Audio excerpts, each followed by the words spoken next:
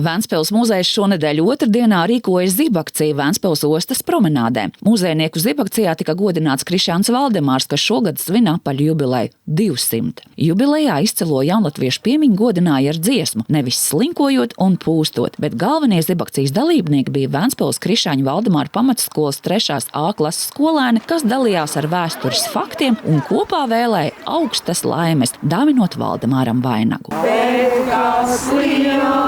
Dāmies pārdot, vedus tirgu vēlāpās, tās kā vēlus vēja pārdot, zūno ļaužu piemiņas. Krišjāņa Valdemāra pieminēšana otrdien turpinājās Livonijas ordeņa pilī, kur notika tradicionālais vēstures otrdienas pasākums ar nosaukumu Steidzoties laikam pa priekšu.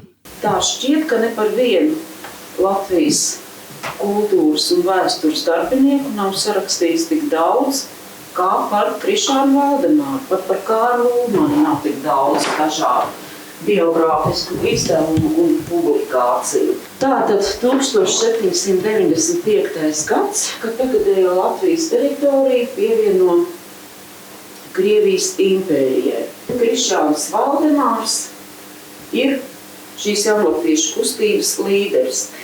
Tādā ziņā, ka viņa idejas virzītas uz to, kā latvieši, zemnieki, kādi viņi pārsvarā tādā brīdī ir, varētu tikt uz zaļa zara.